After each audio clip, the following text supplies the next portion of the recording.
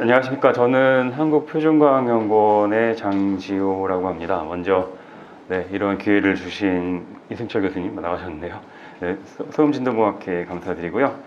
어떻게 하다가 이제 훌륭하신 교수님들 사이에 껴서 발표를 하게 됐는데 개인적으로 참 영광으로 생각합니다.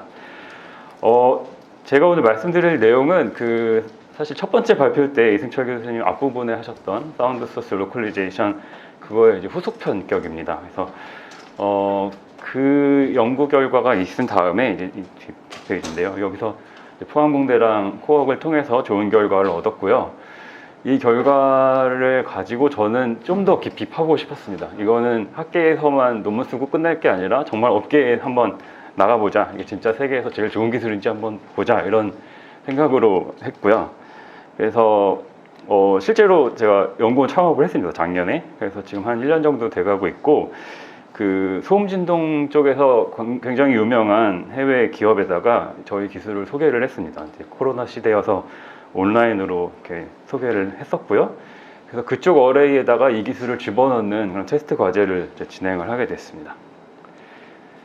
근데 사실은 처음에 그 결과가 좋지가 않았어요. 저희 만든 기술을 가지고 썼는데 상당히 나쁜 결과들이 나와가지고 이제 도전하자마자 거의 KU패 당하는 것인가 싶었는데 그래도 우여곡절 끝에 문제들을 많이 해결을 했습니다. 그래서 오늘 말씀드릴 내용이 이제 이런 스토리가 되겠고요. 그다음에 이런 딥러닝 문제를 풀면서 이 경험에서 좀 느꼈던 점들이 있어서 뭔가 이게 기존 문제를 푸는 방법이랑은 좀 다르다 이런 것들을 느껴서 한번 이제 아이디어 공유 차원에서 말씀을 드리고자 합니다.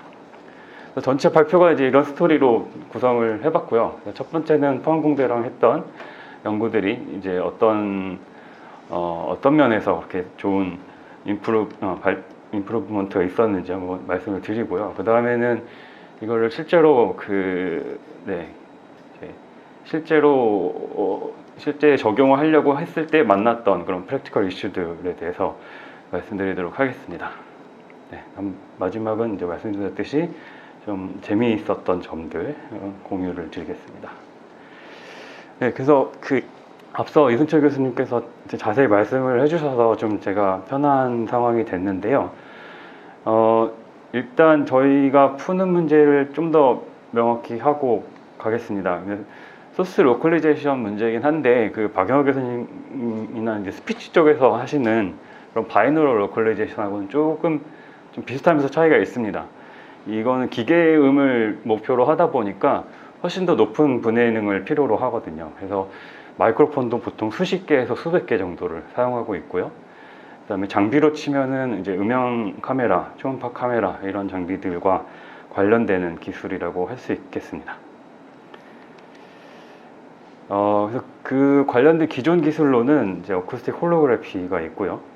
이거는 평면 홀로그래피의 경우 평면 어레이로 측정을 해서 음압이나 입자 속도나 이런 음장의 모든 정보를 알아내는 방법이고요. 그 다음에 어쿠스틱 빔포밍은 음원의 위치와 그다음 스트렝스를 구하고자 하는 방법이 되겠습니다.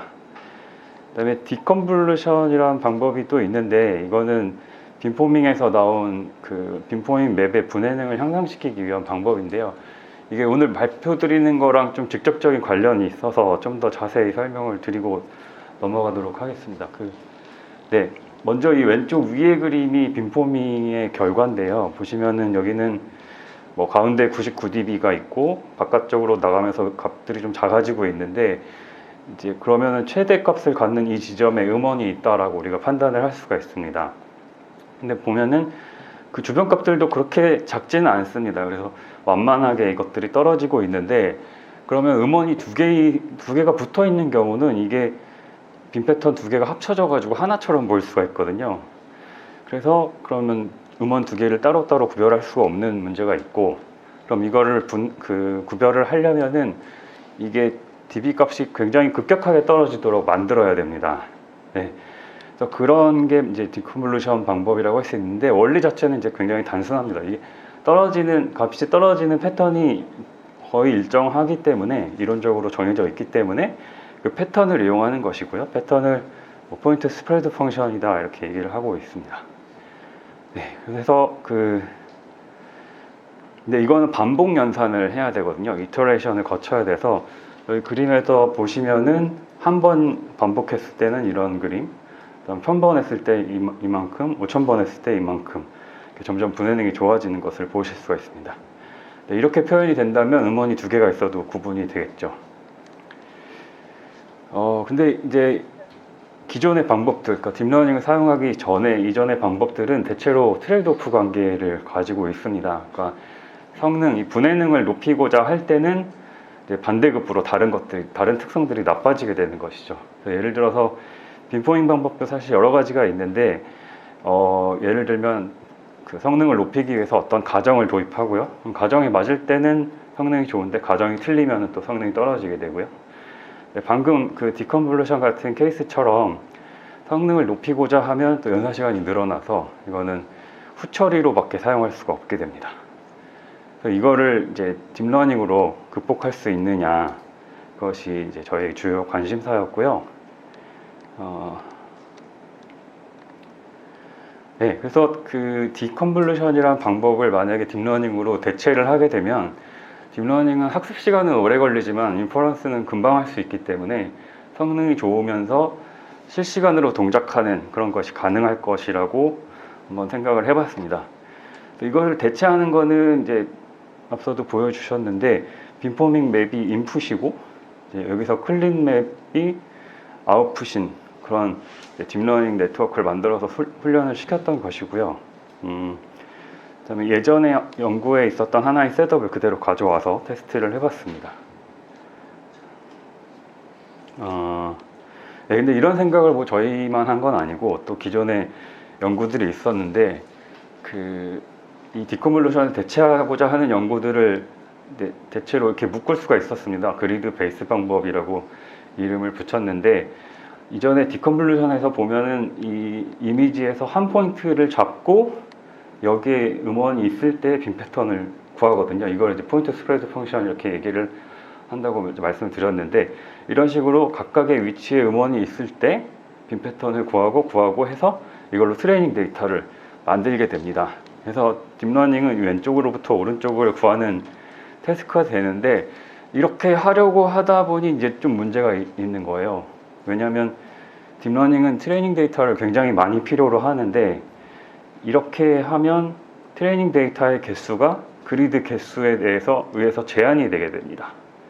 네, 그래서 트레이닝이 충분히 되지 않는 문제가 있고요.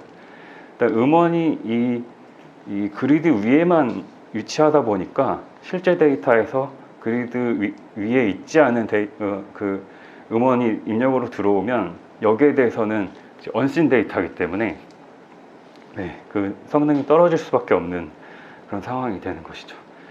그래서 여기서 저희가 그 디컨볼루션 방법을 그대로 사용하지 않고 이제 하나의 아이디어를 내게 됐습니다.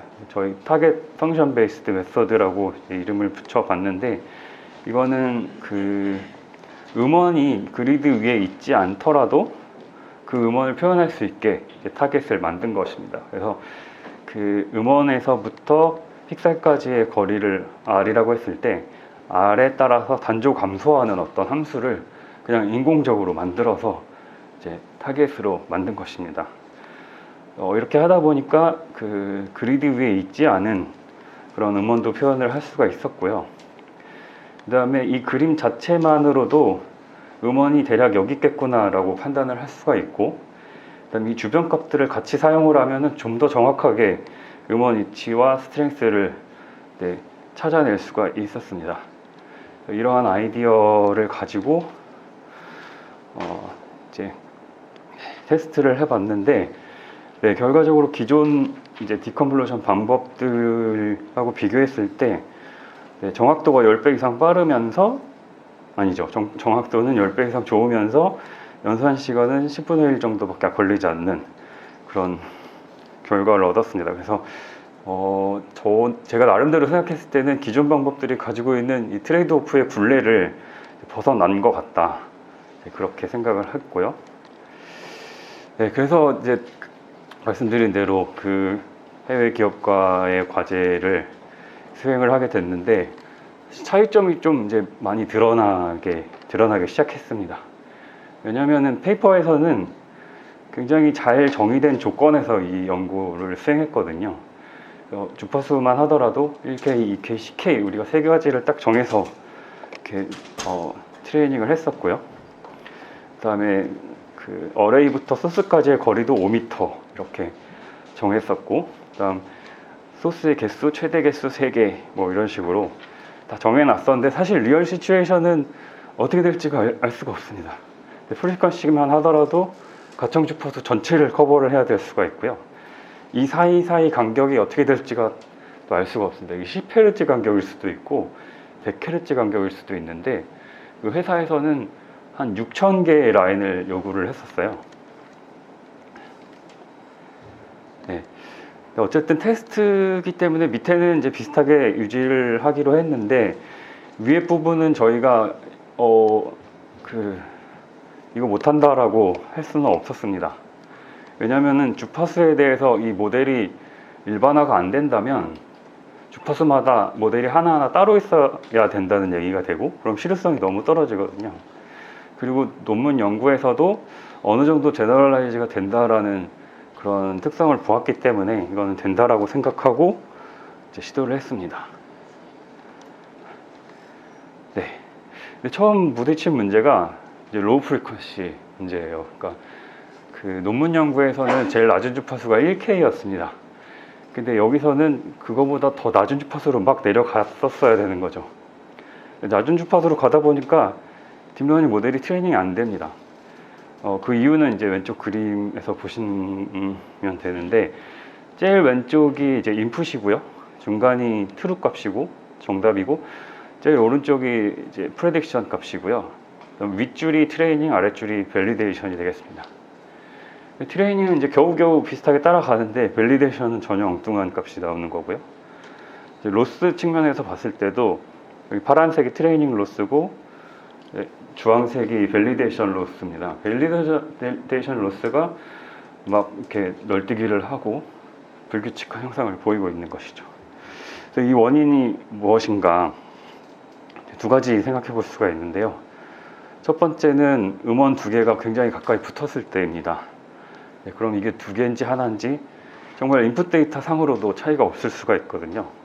그런 게 있고, 그 다음은 이 인풋을 봤을 때 여기서 맥시멈이 0.7이고 미니멈이 0.69입니다. 0.01 차이밖에 안 나거든요. 이게 색깔로는 그래도 좀 다르게 표현이 됐는데 사실상 인풋 데이터 전체가 다 비슷하게 들어오는 상황이었던 것입니다. 네, 그래서 이걸 좀 더 분석을 해봤는데요. 먼저 오른쪽 그림을 보시면 이제 파란색 그림은 소스가 0에 있을 때의 빈 패턴입니다. 1차원에서의 빈 패턴이고요. 그다음 주황색은 소스가 0.1에 있을 때의 빈 패턴입니다. 약간 오른쪽으로 치우쳐 있습니다. 그럼 이걸 두 개를 더했을 때랑 음원이 이 중간에 있을 때 0.05에 있을 때랑 빈 패턴을 한번 비교해 볼 수가 있겠는데요. 이제 왼쪽이 그 결과입니다. 보시면 빨간색이 두 개의 빈 패턴을 더한 거고요. 그 다음에 여기 파란색이 중간에 있는 음원에 의한 빈 패턴인데 지금 완전히 겹쳐가지고 보이지가 않는 상황이죠. 네, 미세하게는 이제 바깥쪽으로 갈수록 조금씩 차이가 나는데 완전히 이제 미미한 값들이고, 그럼 결과적으로 인풋이 똑같은데 아웃풋은 달라야 되는 그런 문제가 되겠습니다. 그래서 이 문제를 어떻게 풀어야 되나 이제 고민 끝에 이제 하나의 타협점을 만들게 됐는데요. 네, 어떤 최소 거리의 제한을 두는 것입니다. 네, 그래서 그 거리보다 음원이 더 가까워지면 이거는 구분할 수 없는 한계로 규정을 하고요. 이거는 그냥 음원이 하나인 것으로 정답을 하나로 주는 그런 방법을 썼고요. 그 대신에 그 최소 거리가 기존의 방법에 나오는 분해 가능한 거리보다는 훨씬 적어야 되겠죠. 그래야지 성능이 좋다고 할 수 있으니까요. 저희가 이제 기존 딜레이 앤 썸 빔포밍에서의 빔 패턴이 이렇게 나온다고 했을 때 최대값을 0dB로 보고 여기서 보통 마이너스 3dB 떨어졌을 때 빔위스 이 값을 이제 기존에는 구별할 수 있는 최소 거리라고 얘기를 했었는데 저희는 마이너스 1dB의 한쪽만 해서 훨씬 더 어려운 조건으로 제한을 두고 다시 트레이닝 데이터를 만들었습니다. 그 다음에 두 번째로 그 인풋 데이터 상의 밸류들이 거의 차이가 나지 않는 문제는 이제 인풋 데이터 자체를 좀 변형함으로써 좀 해결을 했는데요. 간단한 예시 중에 하나는 이 인풋 데이터의 레인지를 그냥 2배로 넓히는 겁니다. 굉장히 단순한 방법인데, 이렇게 하면은 이제 보시다시피 바깥쪽으로 갈수록 지금 밸류들이 떨어지게 되는데, 당연히 레인지가 커지니까 이 바깥쪽에서는 그 값들이 더 떨어지겠죠. 그러면은 딥러닝 모델 측면에서는 좀 더 많은 정보를 갖게 됩니다. 근데 문제는 이게 인풋이랑 아웃풋이 그러면 데이터 사이즈가 달라지게 되거든요. 이거는 디컨볼루션 차원에서는 좀 문제가 있습니다. 포인트 스프레드 펑션을 다시 구해야 돼서 문제가 있는데, 그 딥러닝 상에서는 생각해보면 아무 문제가 없어요. 그러니까 인풋 데이터와 아웃풋 데이터의 그 관계만 일관적으로 유지가 된다면 뭐 인풋 데이터의 형태를 바꾸는 건 전혀 문제가 되지 않습니다. 이 마스크 때문에 숨이 찬 건가요? 네, 마스크를 좀 벗겠습니다. 죄송합니다. 네, 두 번째 맞았던 문제는 프리퀀시가 컨티뉴어스한 값이라는 겁니다. 그래서 앞서 논문 연구에서는 이제 unseen 프리퀀시에서도 어느 정도 동작을 하는 것을 확인을 했었는데, 이 과제에서처럼 프리퀀시를 굉장히 잘게 나누니까요, 제너럴라이즈가 잘 안 됐습니다. 이게 결과들 잘 안 나온 결과를 보여드리고 있는 건데, 인풋 데이터에서 지금 음원이 하나 있는 케이스인데요. unseen 프리퀀시에서 마치 음원이 2개가 있는 것처럼 되게 엉뚱한 결과를 내고 있고, 이 오른쪽에서는 3개인 것처럼 결과를 내고 있었습니다. 이게 그러니까 그 논문 연구에서는 그 중간에 unseen 프리퀀시를 봤지만 간격이 좀 넓었거든요. 넓은 상태에서 봤었어서 어느 정도 또 제너럴라이즈가 됐는데, 여기서는 굉장히 잘게 잘라서 보다 보니까 제너럴라이즈가 안 되는 겁니다. 그 인풋 데이터가 주파수가 바뀔 때 조금씩 바뀝니다. 조금씩 바뀌는데, 이게 딥러닝 모델 입장에서는 다 다른 데이터인 거예요. 독립적인 데이터. 데이터 스페이스가 굉장히 넓어져서 딥러닝 모델이 이게 해결할 수 있는 상태가 아닌 것이었습니다. 그래서 이거를 해결하기 위해서 이제 딥러닝 전공하시는 분들 자문도 받아보고 찾아봤는데, 그 중에 그래도 할 만한 게 이 컨디셔널 컨볼루션이었거든요.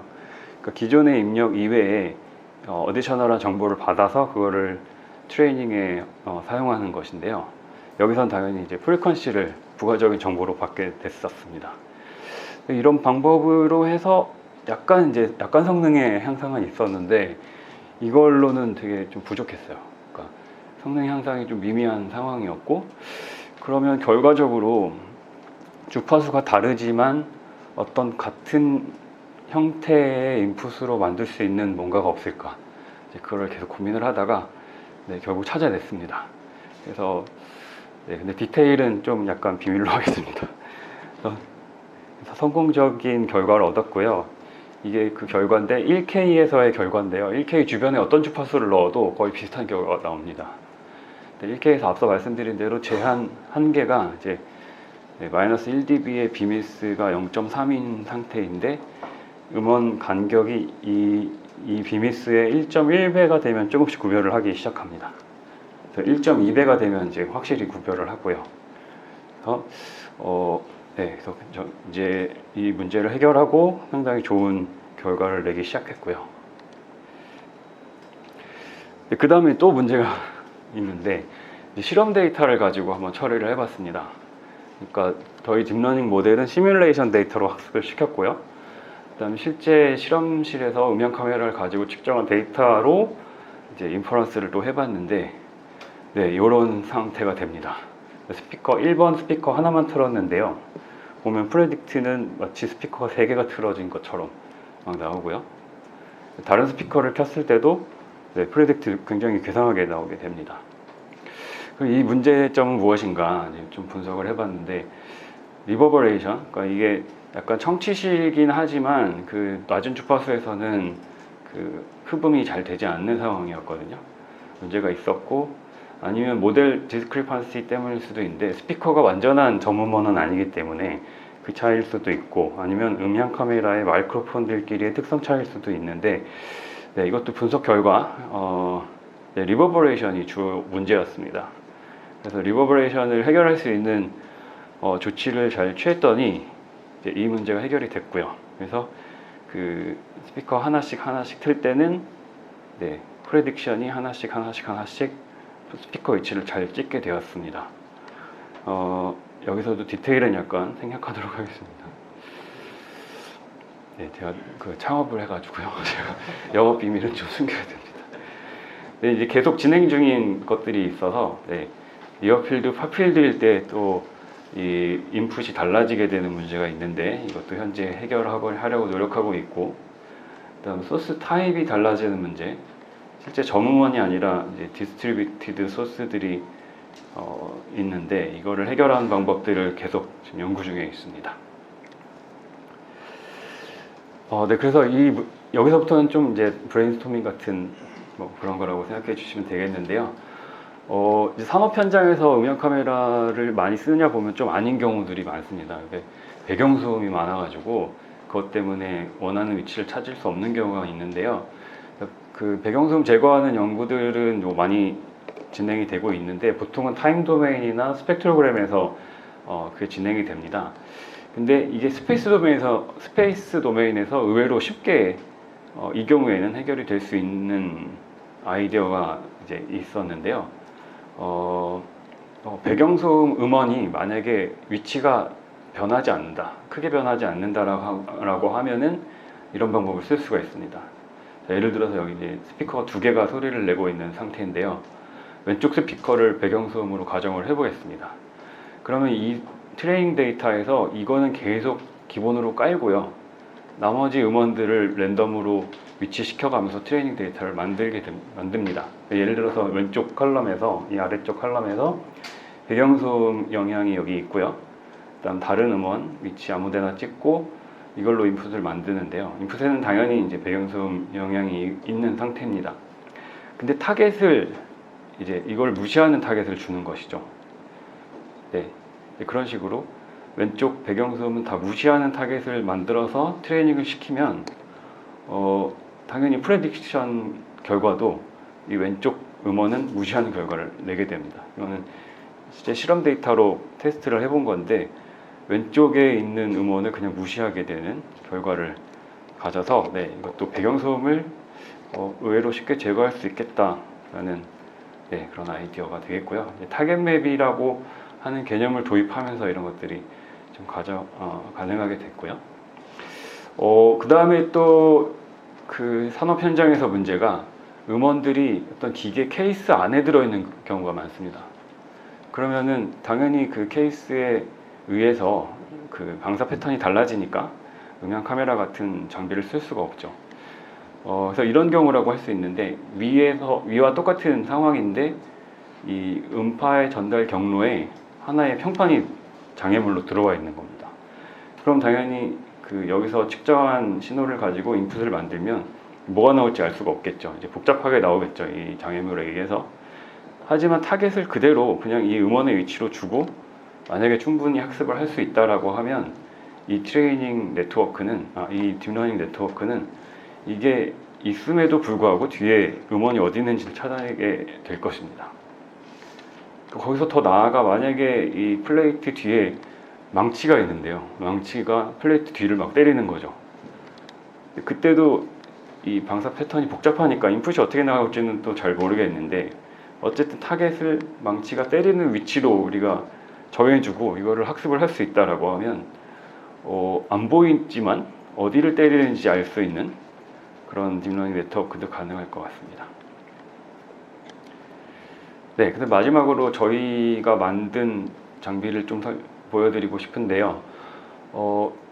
이제까지 계속 그 이론적인 식을 가지고 트레이닝 데이터를 만들었는데, 그렇게 하면은 데이터 만들기는 쉬운데 실제랑은 차이가 좀 날 수가 있습니다. 근데 반면에 실험 데이터로 다 그 트레이닝 데이터를 만들면은 시간과 노력이 굉장히 많이 들 수가 있습니다. 그래서 그 한 중간 정도의 개념으로 생각해 봤던 것들인데요. 우리가 찾고자 하는 음원을 이제 여기다가 매답니다. 포지셔닝 시스템에 매달고 얘가 자동으로 막 위치를 이동을 시키는 것이죠. 그래서 그 다양한 위치에 대한 데이터를 우리가 실험적으로 하이브리드스럽게 저장을 할 수 있다면 그 음원 위치는 굉장히 정확하게 찾을 수가 있겠죠. 네, 그런 아이디어가 또 있을 수 있고요. 그 다음에 이제 어그먼테이션 입장에서 음향 데이터들이 보통 잔향이나 그 배경소음에 의해서 되게 다양해질 수가 있는데요. 그런 배경소음 잔향에 의한 차이를 이 사운드 필드 리프로덕션 기술을 이용해서 우리가 실험실 안에서 굉장히 다양하게 자유롭게 만들어낼 수가 있을 것 같습니다. 그래서 이런 두 가지 실험 장치를 지금 그 표준과학연구원에다가 설치를 했고요. 네, 네, 앞으로 이렇게 잘 활용할 계획입니다. 네, 아무튼 그래서 저희가 말씀드린 대로 되게 이제 좋은 성능을 내기 시작했고, 좋은 결과를 냈는데 한번 처음으로 다시 돌아가 보도록 하겠습니다. 디컨볼루션을 대체하는 문제로 시작을 했는데요. 디컨볼루션 문제는 이런 조건들이 상당히 당연했습니다. 그러니까 음원 위치는 그리드 위다. 그 다음에 입출력 이미지는 같은 크기다. 그다음에 입력 이미지는 어떤 그 음향 카메라의 화각에 의해서 결정된다라는 게 너무 당연해서 의심조차 하지 않았었는데 이 문제들을 풀다 보니까요, 네, 이것들을 하나씩 다 무시해야 되더라고요. 그래서 이 기존 문제의 조건을 알고 있다는 게 오히려 고정관점이 될 수도 있었다. 이걸 처음부터 몰랐으면 더 나았겠다라는 생각도 한편으로 들었습니다.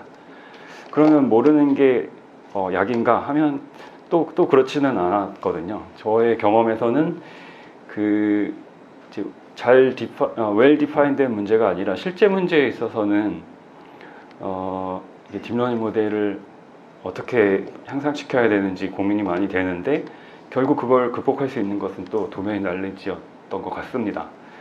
네, 그래서 뭐 이 작은 문제를 풀면서 얻었던 교훈을 막 너무 크게 의미부여하려는 건 아니고요. 그냥 이 문제에서는 이런 교훈을 좀 얻을 수 있었다. 네, 그런 말씀을 드립니다. 네, 그래서 먼저 이 연구를 같이 시작하게 된 포스텍 그 이승철 교수님과 박사과정 이수영 씨께 특별히 이 자리를 빌어서 감사를 드리고 싶고요. 그 다음에 저희 회사입니다. 저희 오이 박사님과 한상명 연구원님, 저희 그 포스텍과 연구 이후의 연구들을 하는데 굉장히 도움을 많이 주셨고요. 그 다음에 음향 카메라, 초음파 카메라 대여도 해주시고 여러 가지 기술적인 자문, 네, 사업적인 조언 많이 해주신 SMI 또 감사를 드리고요. 네, 그다음에 마지막 오랜 시간 동안 잘 경청해 주신 여러분들께 감사드리겠습니다. 네, 감사합니다. 네.